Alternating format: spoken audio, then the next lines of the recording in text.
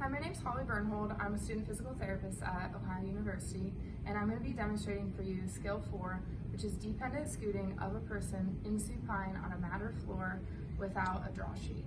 The purpose of this skill is to be able to position a patient to have room to do treatment and be able to perform therapy on them.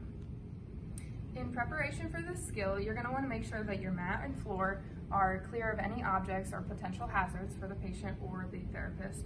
You're also going to want to adjust the height of the mat if possible, and if you cannot, you're going to want to be able to get up on the mat right next to the patient as close as possible to have the best body mechanics to be able to move the patient. First, you're going to want to introduce yourself to the patient. Hi Kennedy, I'm Holly, I'm a student physical therapist. We're going to be moving you on the mat today, is that okay? Yep. Okay. You're going to also want to tell them what you're doing, like I just did, and you're going to want to instruct the patient to tell you if they have any pain during this movement. So Kennedy, if you have any pain or discomfort, please let me know. Okay. You're also going to want to start by crossing the patient's arms across the chest and bending the knees to a comfortable position. The patient should be positioned in supine with the shoulders and hips in parallel and their back flat against the mat along the middle of the mat. I will first demonstrate how to scoot a patient side to side with one person.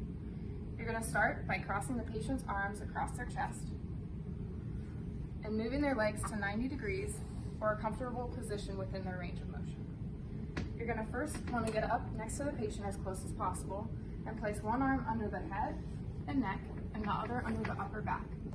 You're going to want to use your lower body to move the patient. So Kennedy, on the count of 3, I'm going to slide you to the side. Is that okay? Yep.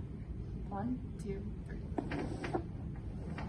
Next, you're going to move down and place one arm under the low back and the other one under the thighs.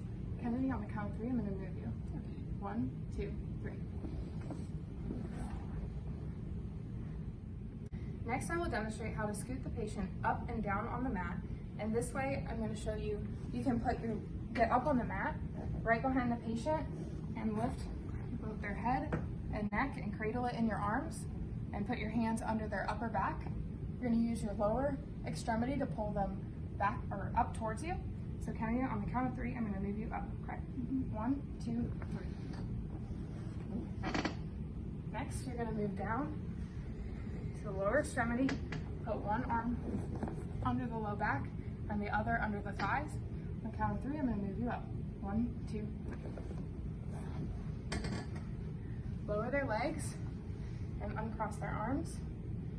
Any pain with that? Nope. And you're comfortable? Mm-hmm. Next, I will show you how to scoot a patient to the side using 2 people.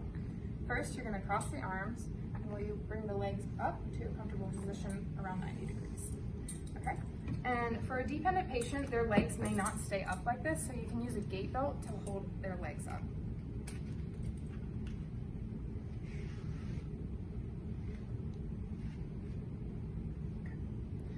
So what you're going to do is I'm going to have you put your forearm under her low back and under her thighs, and I'm going to put my forearm under her neck and upper back.